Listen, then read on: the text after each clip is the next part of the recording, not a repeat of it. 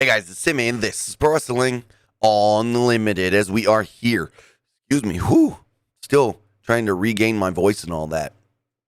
I don't know what just happened there. I lost breath for a second, but we are here on the 14th of February, 2021.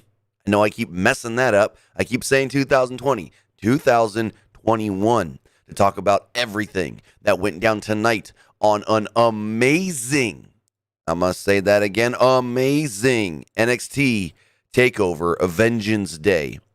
I thought Takeover was just a phenomenal show from start to finish, from the first match to the last match and the post-match, I guess you could say, altercation. I'll get more into detail on exactly what all that means and how they've been trying to find the right time to do this for a year as far as what happened after the main event. But with that, let's get our polls going here on both Twitch and YouTube.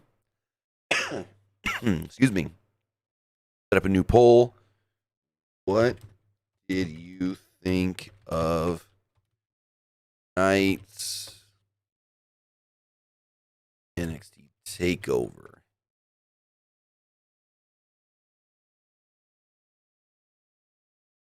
Liked it. It was all right. I didn't like it. All right, we got the poll live on Twitch as we let more of you jump into the live stream. Kind of just killing time for a minute or two. Liked it. It was all right.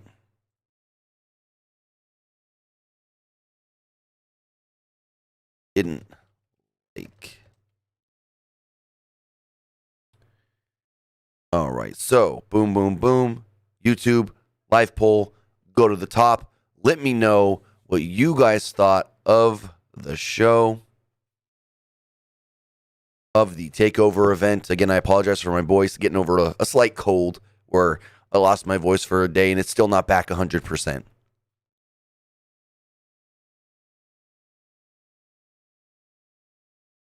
With that, there was actually news on the kickoff show.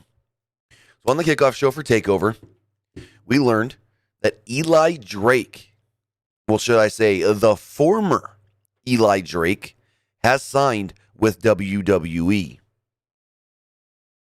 Now, we learned right before this aired for PW Insider that they had signed Eli Drake and blah, blah, blah, whatever.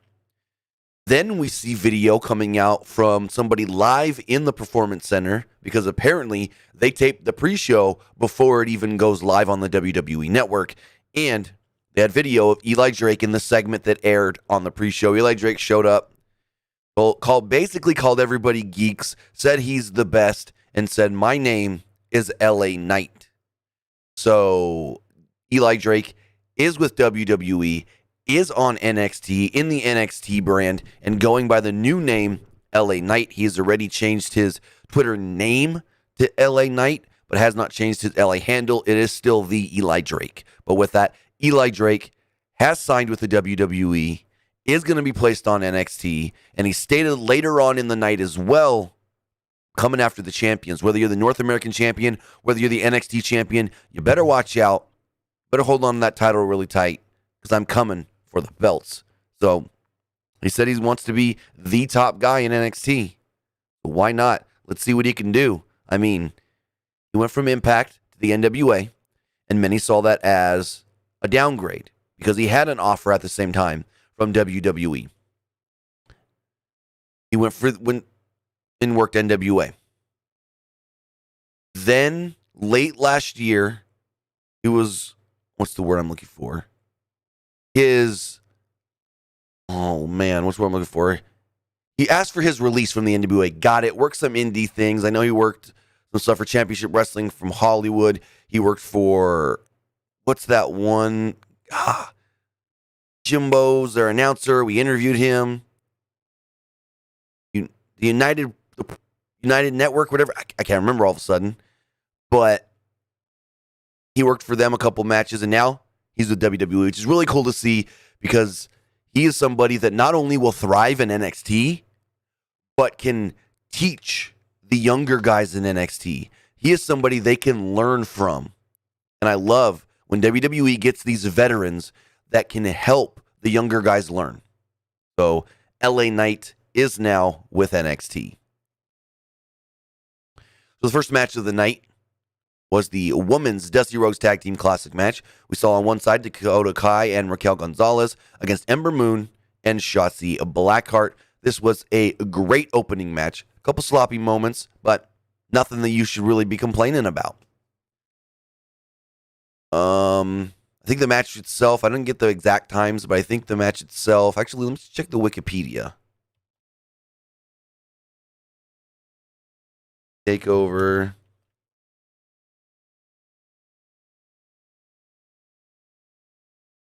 Usually Wikipedia has the full correct times. Okay, so this match went about 17 and a half minutes.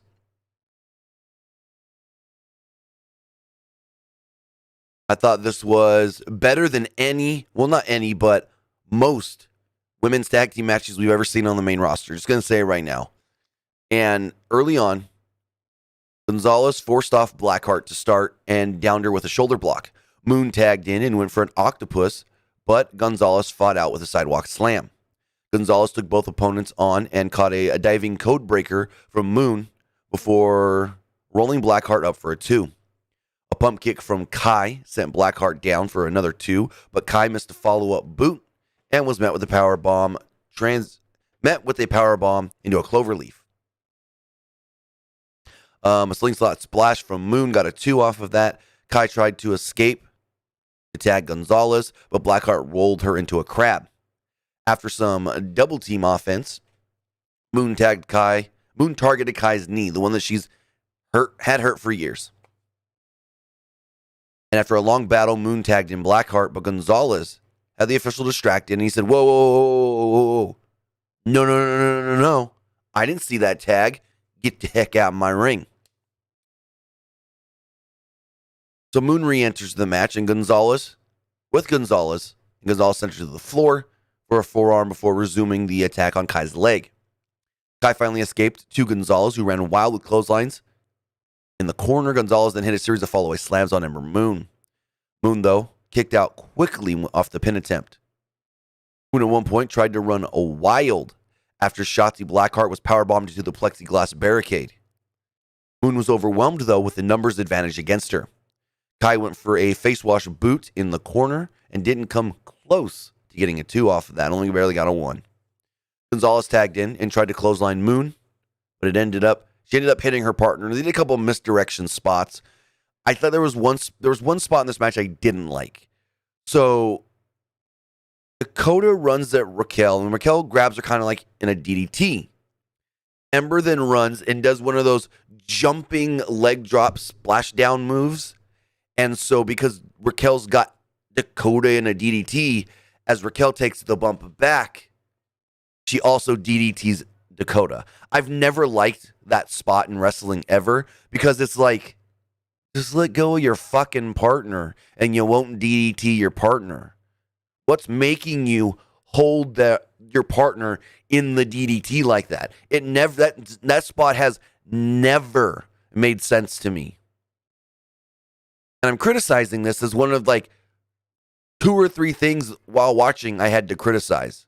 There was not much to criticize on the show, but that is a spot I have never liked in pro wrestling, where you accidentally grab your opponent like this in a headlock, you get taken down with a clothesline or something, and you DDT your partner. So it's always been stupid to me.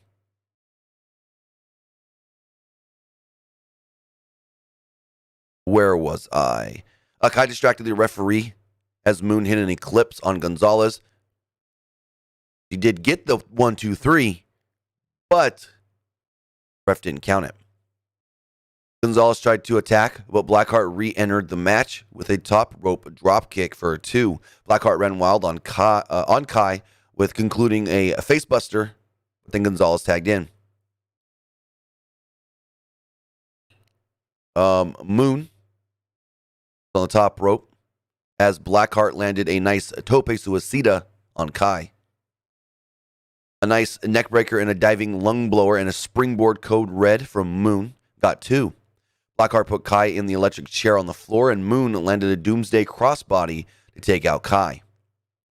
Gonzalez was sent into the ring steps and locked in the Deathlock crossface, and the announcers played this up like it's the greatest thing ever. Oh my God, they figured out a way to take the size advantage away from Raquel Gonzalez. But then moments later, Dakota would run in with the kick, face wash kick to break up the submission. Kai and Blackheart tagged in, and Kai hit the, what does she call it? The chiropractor for a close near fall. Jin Gonzalez hit the GTK, but Moon broke up the pin. Moon was then sent crashing onto the ramp and catapulted off the ramp into the barricade by Gonzalez.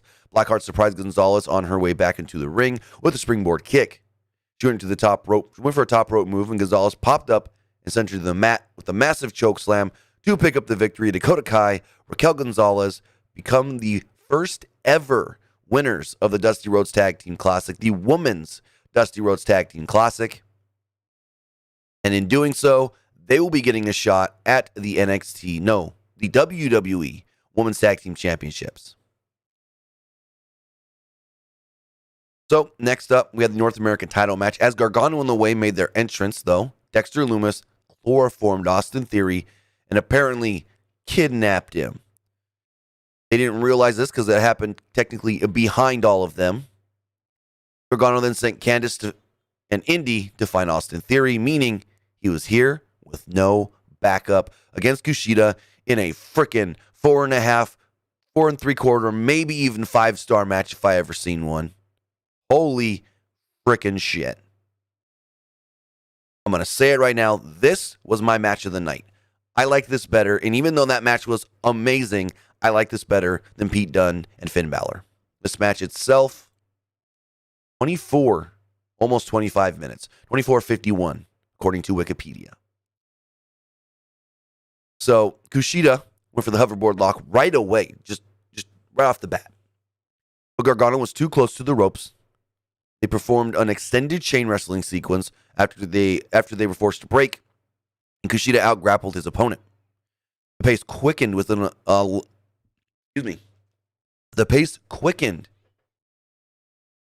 really cool sequence where both competitors missed major strikes. Gargano locked on the Gargano escape, but Kushida transitioned into one of his own, and Gargano reached the ropes for the break. Both men spilled to the floor, where Gargano sent Kushida into the steps. Kushida countered into a suplex on the floor and locked on a cross arm breaker as the referee counted. Kushida broke the count and hit a hammerlock suplex on the floor. As Gargano recovered on the ropes, Kushida drop kicked him, making it the focal point of his attack, going after that arm of Johnny Gargano. Gargano bought himself some time with a rope-assisted neck breaker. After that, Kushida's head and neck area were the targets for Johnny. Johnny hit a suplex and floated over into a cover, but Kushida kicked out immediately. They fought over a backslide attempt, but Gargano transitioned into a release suplex and a soccer kick to Kushida's arm.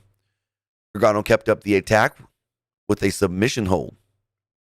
Kushida turned it into an octopus stretch, but Gargano escaped into a cradle. They exchanged cradles until Kushida locked on a La Magistral for a close near fall.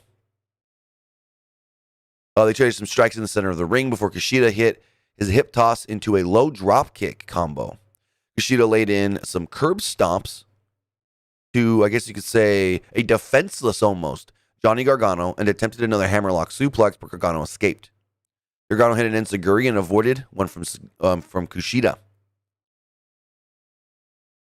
Kushida then went for the ankle lock and hit a German suplex and a buzzsaw kick for a 2. Kushida sent Gargano to the floor. Gargano went for the slingshot suplex, but Kushida caught him in a DDT before maintaining the hold with the Northern Lights suplex bridge for a 2. Kushida cut off a slingshot attempt from Gargano and dove his left arm onto the turnbuckle. Gargano did eventually fight back and out of an hoverboard lock attempt.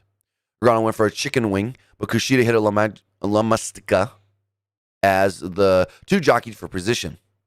Kushida laid in some kicks, but Gargano caught a handspring and applied the Gargano escape again.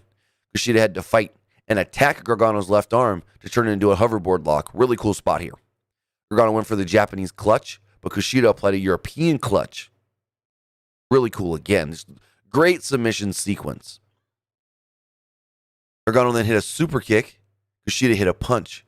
Gargano sent Kushida face first into the turnbuckle with just a lawn dart-like move. Kushida then applied the hoverboard lock on the floor once they fell to the floor, but Gargano drove him into the barricade to escape. Kushida appeared on the stage. This was weird because he jumped into the barricade, so I guess he fell off the ramp because they had one of those straight ramps that goes from the stage entrance to the ring. And so I guess you could say Kushida fell off the ramp. So Johnny's trying to catch his breath, get his wits about him and all that. And all of a sudden you see Kushida, and Kushida runs all the way down the ramp right at Johnny and kicks him right in the hurt arm. Well, the arm he's been targeting this entire match.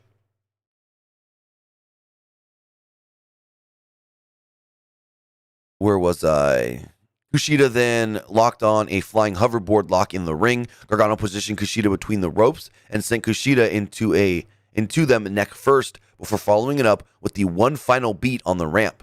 A second one final beat back in the ring was just enough, though, for Johnny Gargano to retain the North American Championship. So with that, Johnny Gargano is still the North American Champion.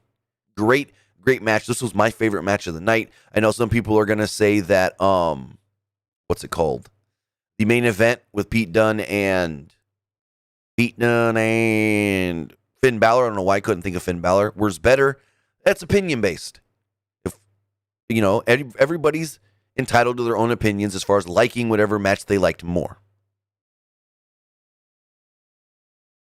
So Zach Gibson cut a fun little promo about the grizzled young veterans, telling MSK to wipe them smiles off their faces because they won't be enjoying a single moment of this next match. That was what we got next. The Men's Dusty Classic Finals. Really fun tag team match. MSK, which is Nash Carter and Wes Lee, the former Rascals, against what Beth Phoenix kept calling GYV, Grizzled Young Vets. So early on, Gibson overpowered Carter, and that was the theme of this match. The Grizzled Young Veterans were the more powerful tag team, as MSK was the, what's the word I'm looking for? Faster. So he attempted to wear down Carter's left arm. The Vets isolated Carter on their side of the ring, grounding him with holds. Carter escaped with a springboard tornado, allowing him to tag in Lee. MSK traded strikes on both of the Vets before Lee hit a great space-flying tiger drop, and Carter hit a step-up dive. Carter only hit Drake, though, however, allowing Gibson to surprise him with a clothesline. The Vets isolated Carter again with an extended heat sequence. Drake and Gibson each went for grinding holds and quick covers. Carter made a couple of escape attempts, but would always get cut off. This also included a strong clothesline from Drake for a 2. Also forgot to check, this match went 18 minutes. 18:26. At one point, Lee ran wild on the Vets with running kicks before hitting a snapmare into a drop kick on Gibson. As the Vets regrouped, Lee landed an awesome corner tope going Hio. Just literally, this is always an impressive thing to me. When they run and they dive over the turnbuckle to the outside. They dive, say, here's the corner. They dive over it. I know I don't need a visual on that. You guys know what I'm talking about. It's just always a cool visual to me. Always. See guys do that turnbuckle dive. Where was I? I lost my spot. Here we go. Back in the ring, Lee connected with a back handspring kick for a 2. Drake pushed Lee off the top rope, and Gibson looked to take advantage with the powerbomb, but Lee escaped into an X Factor. Carter tagged in and landed drop kicks on both men before taking down Gibson and landing in ground and pound shots. And this is when we started seeing MSK get aggressive.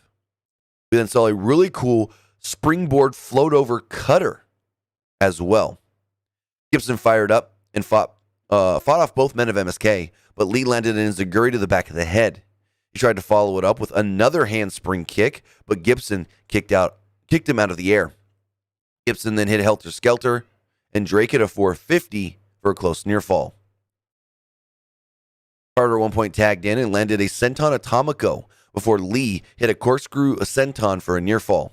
MSK went for a heart attack, but Lee was sent to the floor. Gibson set Lee up in an electric chair, and Drake came through the ropes with the Tope Suicida Doomsday device. Super cool looking.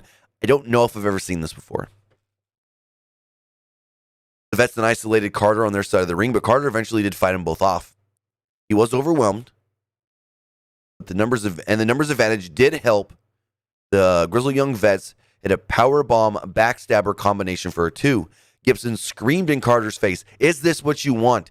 This is what we told you was going to happen." And he slapped the shit out of him. Lee then ran in, and MSK downed the vets with super kicks. Lee tagged in and hit a springboard Doomsday flipping neck breaker for the pinfall. So with that, MSK does win. MSK is the winners of the Dusty Rhodes Tag Team Classic and will be getting a tag title shot against Oney Lorcan and Danny Burch in the near future. Honestly, I think they should win the belts. You went all this way to build them up as this big team, as far as like having them win with 3 matches in a row and the tournament all in their debut month. Why not have them win the titles? Andrew Schubarman says MSK reminds me of Top Flight. Kind of, but they've been around way longer than Top Flight have been in wrestling.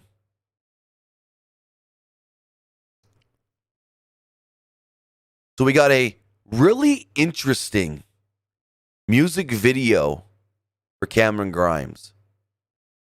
Played some rap song about his monetary exploits. And there was one line where he said, "You can kiss my grits." And he kept saying, "To the moon, to the moon, to the moon." I thought it was pretty cool. It was funny. Very funny. We then got the shortest match of the night. This match went 12 minutes to 13 seconds. It was a triple threat. Io Shirai defending against both Toni Storm and Mercedes Martinez. I thought this would be the right time to take the title off of Io and put it on Toni Storm, with Toni Storm pinning Mercedes. That's not what we got. Hopefully, they're not trying to build up another Asuka. So, I'm not sure what happened here, but the crowd almost sounded tired during a good portion of this match. Early on, Mercedes attacked Shirai. Well, actually, not early on, before the match even started, during the ring announcements. This led just the match starting off in a brawl. There was a lot of 2 in, 1 out. And then another one would come in as one would shift out early on in this match, with Shirai controlling Storm. Storm at one point countered a move from Shirai with a slam, but Martinez got involved and hit a draping neck breaker on the floor. Shirai went for an Asai moonsault, but Martinez avoided it, and Shirai went crashing into the barricade. Martinez and Storm had an exchange in the ring, which Martinez won with a spinebuster for a 2. Martinez went for the 3 amigo suplexes, but Storm fought out of the third one, and Shirai landed a missile dropkick. Shirai charged with a double knee on Martinez.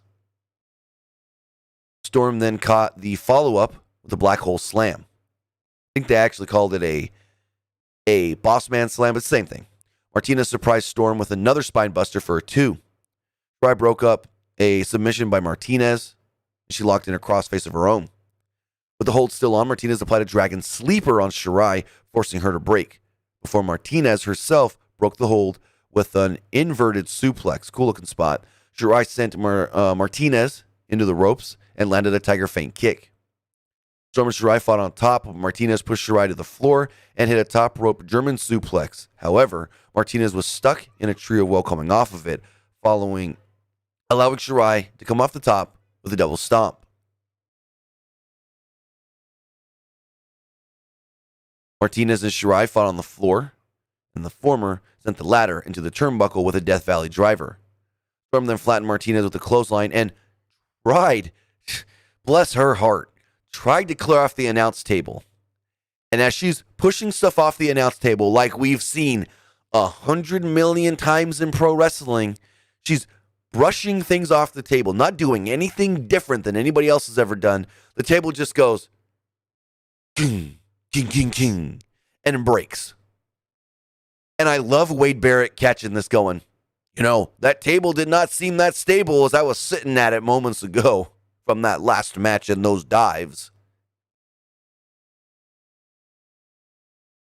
And I was like, awkward for them because now they have to figure something out.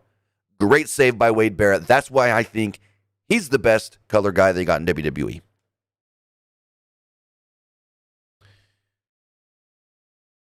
So with that,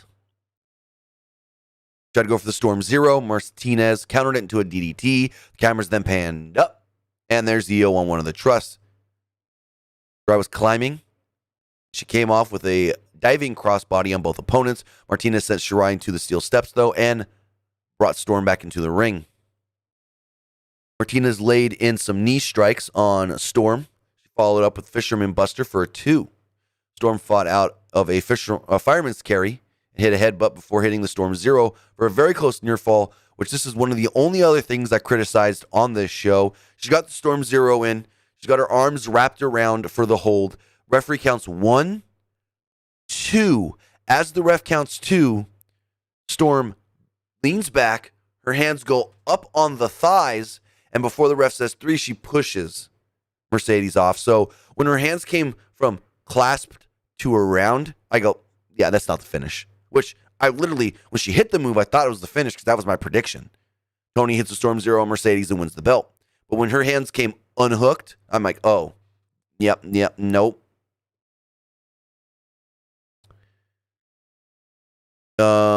Storm, they came off the top with the flying headbutt, but Shirai broke it up with a moonsault, pinning Mercedes Martinez to retain the NXT Women's Championship.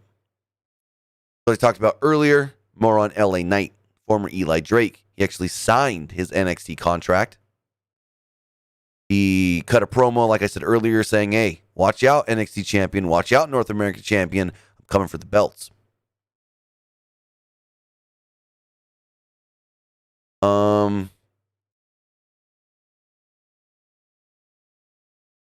Edwin, I don't know what that matters. We're not talking NASCAR, even though there's the Daytona 500 right there. But we're not talking NASCAR. We're talking NXT, Mr. Edwin Piera. Anyways, adjust that camera back. If you want to get technical, Toyota also has the Camry. But with that, we move on to our main event, the NXT Championship match. Finn Balor, Pete Dunne, phenomenal match. Again, in my opinion, and this is just my opinion, I thought Johnny Kushida was better. I'm going to say it now. This match started off with some chain wrestling as the announcers discussed Balor's injuries, stating that his arm is now messed up from his last match with Kyle O'Reilly because he protected his jaw too much in that match, and Kyle O'Reilly knew he was going to protect the jaw, so targeted the arm. So, Dunne worked over the arm. Dunne hit a monkey flip, but Balor kept his grip and on Dunne's hands. Neither men could establish an advantage early on until a running crossbody took Dunne down.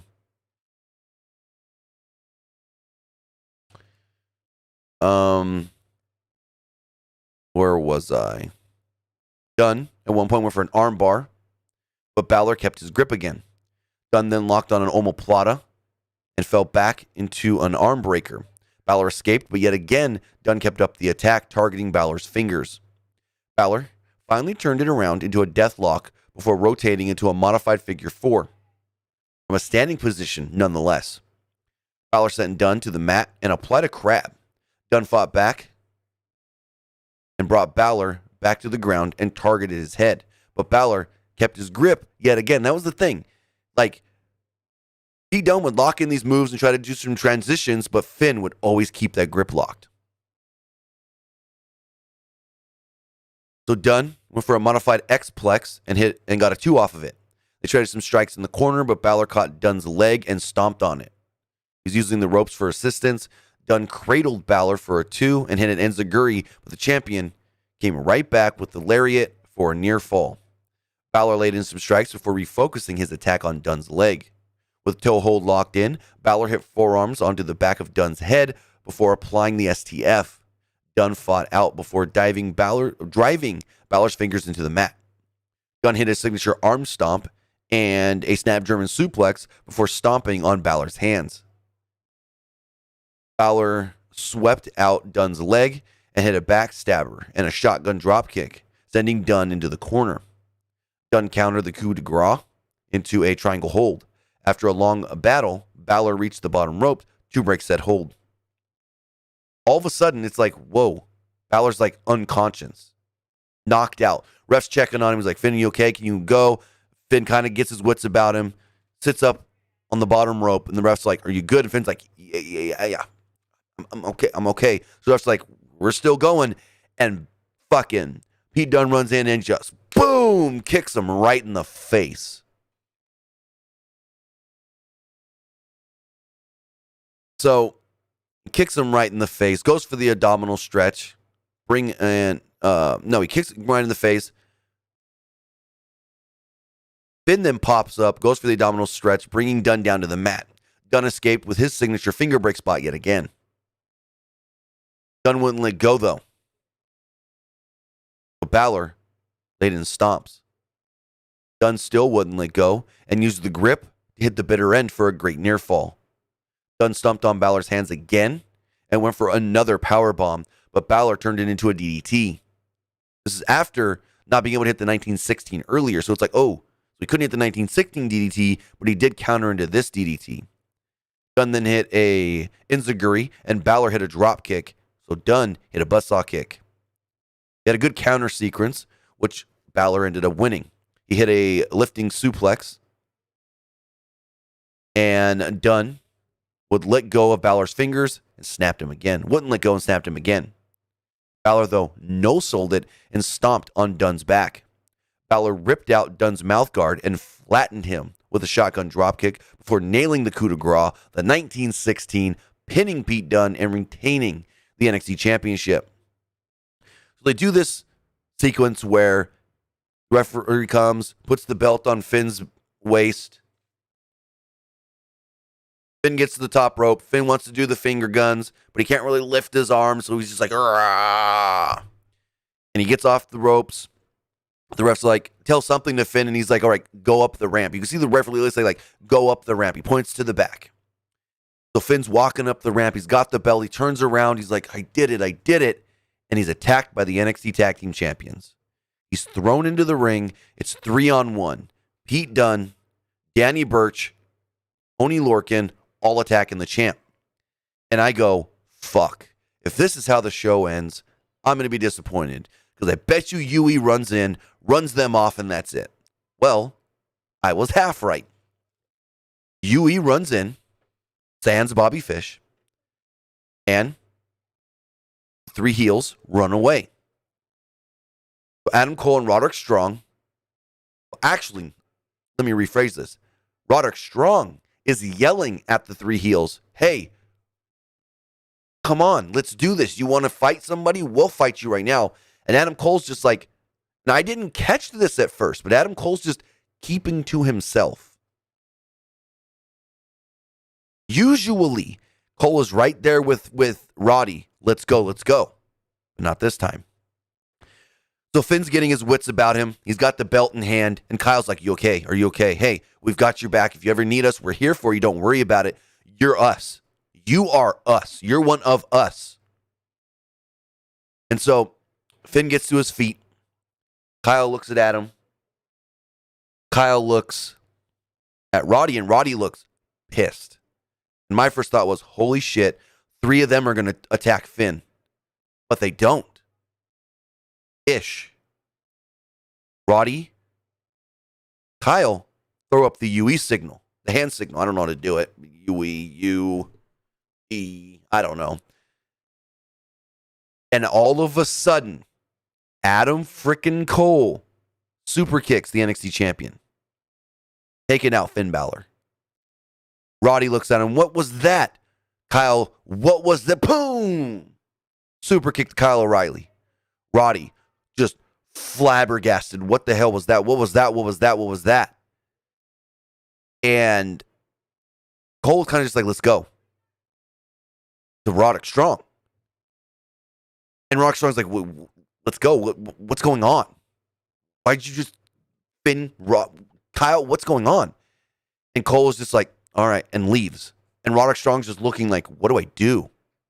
Kyle or Adam? What just happened here? So here's what I know. Roughly at the start of 2020, I was told Vince wants Adam Cole on the main roster.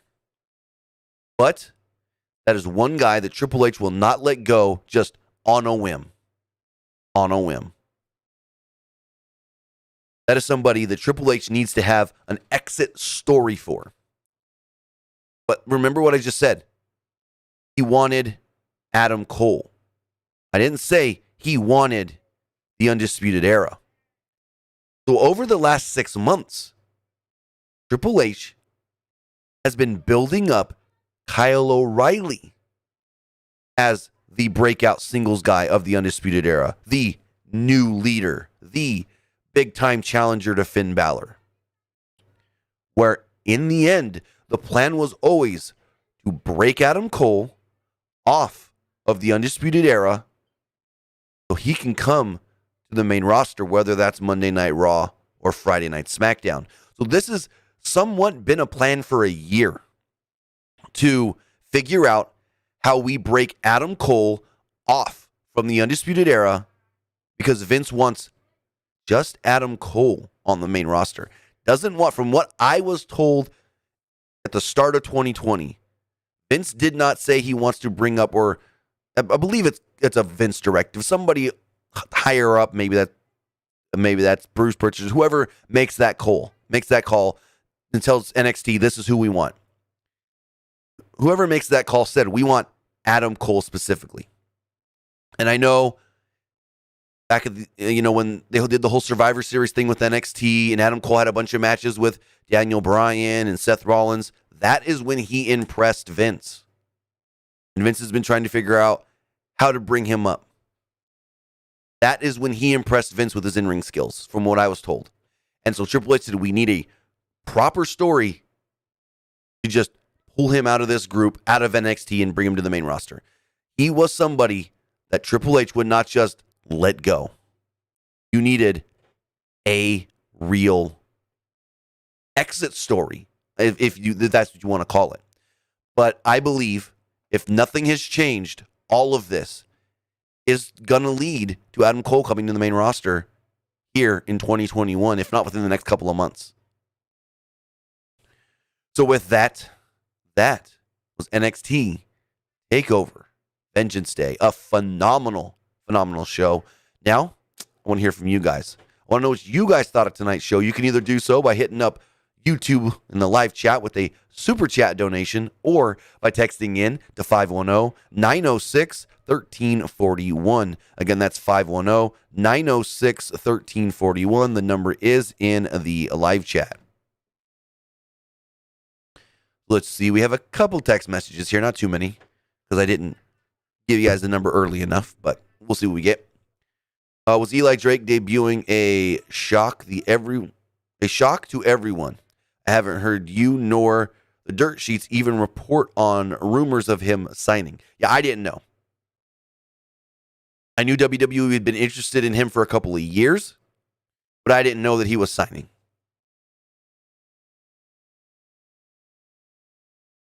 I mean, to be honest, let me look at something really fast. Come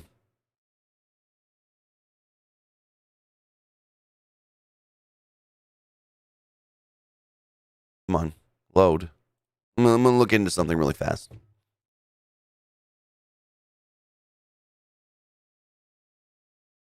just trying to see something about Eli Drake. I might.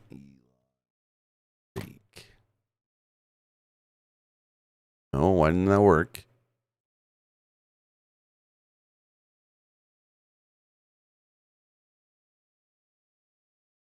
Yeah, see, we haven't even talked about Eli Drake on our channel in forever. So, yeah, it was a shock to me. I knew WWE was interested in the past, but I didn't know that they were interested and he was interested in coming. Person says they have a feeling it's going to lead to UE going up, but Adam Cole going up by himself as the face and the other 2 or 3 as heels. No, UE is staying in NXT, from what I've been told. Kyle O'Reilly, Bobby Fish, Roderick Strong staying in NXT, and only Adam Cole coming up to the main roster. Finally, this last test match is here, with Io Shirai retaining and Taya reportedly signing with WWE and NXT. Do you see Taya debuting as the top heel challenging Io? I can see it, but they've already got a built-in story for Raquel Gonzalez going and challenging next. Because remember, Raquel pinned Io inside War Games. First says, keep up the good work. Do you see Karrion Kross regaining the NXT title if he challenges Finn Balor before Mania? I don't know if they're going to do that match before or at WrestleMania, because I was told yesterday all NXT titles may be defended at WrestleMania. There's another little scoop ski for you. All 4 NXT titles may be defended. 4? 3? 3. All 3 NXT titles may be defended at WrestleMania with a 4th match, 2 matches each night. That's what I was told yesterday. Anyways. I could see maybe Finn Balor versus Karrion Kross at WrestleMania for the NXT title. Either way, whenever Karrion Kross gets that title shot, he should win the title because that was the plan. That was the plan of him being the champion. Finn got the title because he got hurt. I don't know if the plan was ever for Finn to beat Karrion Kross, but Karrion Kross, for all intents and purposes, should have still been the champion now. And we got a couple more text messages coming in. Do you expect to see a 4th member being added to the Undisputed Era when Cole leaves? No. And the person says, do you think Adam Cole will get a push for a couple months, then dropped off the face of the earth because he's a small guy, and we all know Vince likes big, strong guys? Well, remember what happened when Finn Balor got called to the main roster. Finn Balor was immediately made the first Universal Champion. Finn Balor was supposed to hold that title for 6 months. That was the initial plan, for Finn Balor to be the Universal Champion for the remainder of 2020. No, that was 2016, idiot. Anyways, for the remainder of 2016. Hence why Kevin Owens won it and held it for basically September, October, November, December, January, February, 6 months. That was all supposed to be Finn holding it for 6 months, feuding with Roman. Because if you remember, who did Finn beat to earn that Universal title shot? Oh, hey, Roman Reigns. So they just shifted Kevin Owens right into that, and kind of Jericho too, because him and Owens were a thing. But I digress. I get where you're coming from. Oh, small guy. He's going to get a push for a week or 2, and then Vince is going to get bored of him. Okay. But like I said earlier, Vince was impressed with Adam Cole's work in the Seth Rollins match in 2019 and the Daniel Bryan match. And remember, another small guy that was supposed to get a huge opportunity, that was given that opportunity and would have kept it if he didn't get hurt, Finn Balor. So with that, that's what I believe is it's not going to just fizzle out like we see with other guys. But with that, I want to say thank you guys for joining me here. Twitch.tv/PW Unlimited, YouTube.com/Pro Wrestling Unlimited, as we talked about tonight's NXT Takeover Vengeance Day. Again, a phenomenal show that I really enjoyed. Before we get going, we got to check the polls, though. Let's check the Twitch poll, as it just disappeared here on me. As far as the Twitch poll goes, 92% of you liked tonight's NXT, with 8% thinking it was all right. As far as YouTube does go, 84% liked tonight's NXT, with 9% thinking it was all right, and for some reason, 5% not liking TakeOver. But with that, guys, I want to say thank you for joining me here. Twitch.tv, as I already said, twitch.tv/PWU Unlimited, youtube.com/Pro Wrestling Unlimited. Remember to follow us on all their social media platforms, facebook.com/Pro Wrestling ULTD, Instagram by searching for Pro Wrestling Unlimited, and Twitter at PW Unlimited. I'm going to go watch the Daytona 500. Have a good night, guys, and I'll see you tomorrow for Monday Night Raw.